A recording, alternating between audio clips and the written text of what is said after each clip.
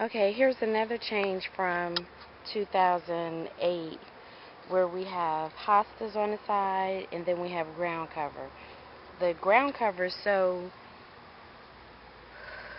I guess, intrusive, you can barely see the hosta. You only know the hosta from the flower that it produces. And then these are daylilies that have kind of had their day.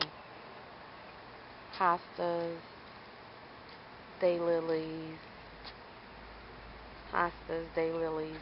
And then here you can see irises that have had their day. It's July, so some of our little things have kind of come and gone. Hostas, hostas, and then this is where the black-eyed Susans are. And what we did one year, it wasn't last year, it was the year before last. Well, actually, we've been doing it for the past 2 years.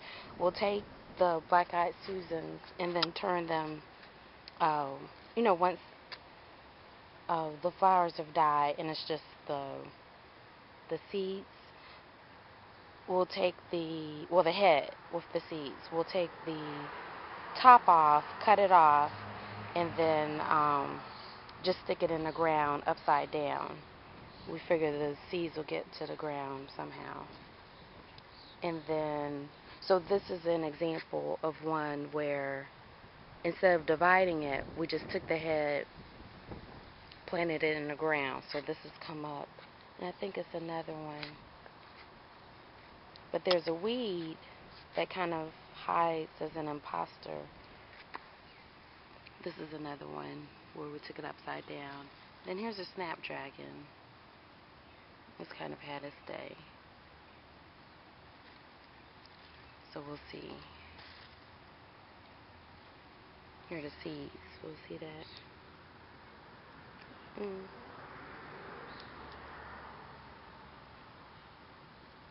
don't see any. Okay. Okay. And then this is the other side of the... So this is along the side of the house where we had irises, ground cover, the lilies of the valley you can barely see,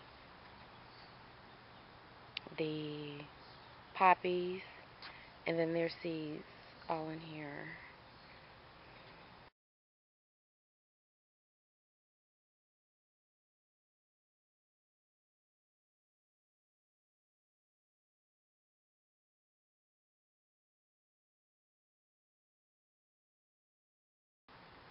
This is the barberry. We moved it from the front, I think, yeah, to the side because it was getting overcrowded, and barberry really just needs to get its weight up because it keeps letting little random plants take over space.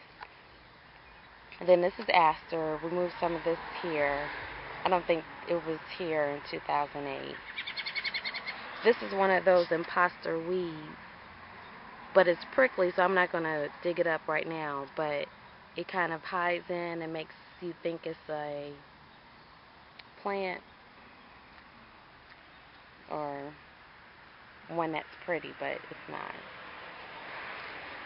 It kind of likes to blend in over here.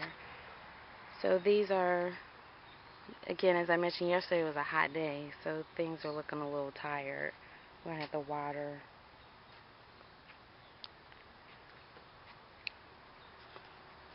So this is along the side of the house. And then this is where you start to see the hostas again. But again, the hostas are hiding inside behind the ground cover unless you knew the ground cover. I mean, I guess if it wasn't for the flowers that the hostas produce, you wouldn't even know that they were there. So in the video we had my hair. We had, what do we have? We had celosia right here growing big. Or no, I think it was right here. It was by one of the downspouts. Anyway, here's a sedum that we have here, and it's doing well. And then Here's the front yard garden. So a lot has changed since 2008. So we have like a Shasta, Shasta daisy. This is a barberry that's doing well. And these are the peonies. They did much better this year. These are the ones that we transferred from Brandon's house.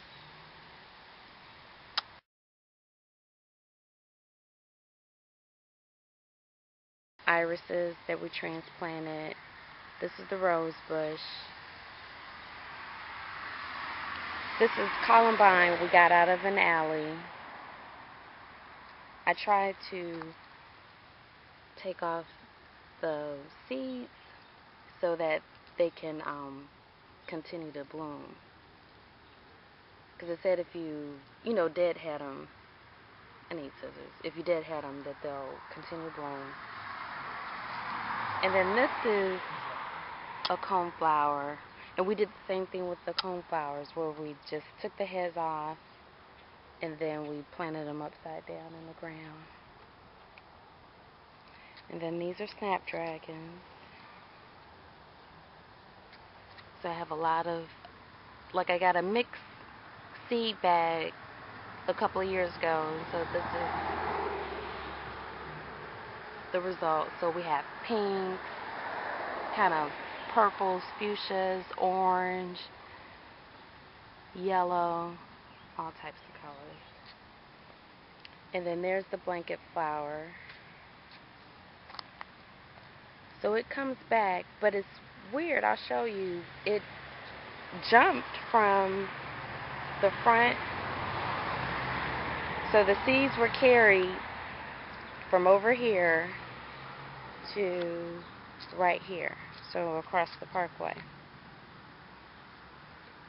Okay, so I jumped around just to kind of give you an idea. Here if I step back, you can see what a difference 2 years will make. Because all of this was mulch in the video. This whole area over here was mulch. And you could only see the hostas and then the coneflowers. Now the coneflowers, they're kind of crowded out. I don't even know if they made it. They definitely didn't bloom like the others, which is funny because in the 2008 video, the coneflowers here were doing better than the coneflowers on the corner.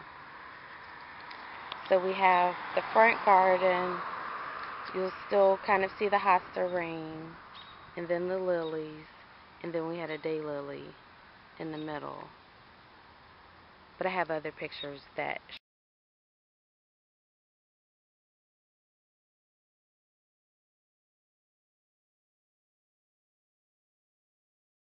show a little bit stronger. Now this area still has mulch on it, but that's because this is a bus stop. So a lot of times when people get off the bus, they kind of land in this area, so it has a lot of traffic. This might be a I thought maybe it was a coneflower. It kind of looks like their leaf. So, but either way, they're not getting a lot of sun. So here's let's see, where do I start? I'll start on the side. So again, I think in that video we took out hostas from this area, and you can barely tell now. So these are the ferns. And then if you remember, we had a stump over here, and we had four-o'clocks over here, but it's mainly just the ferns, the ground cover's taken over. We have poppies. Oh, I'm sorry, no, not poppies. Peonies, and then we have irises.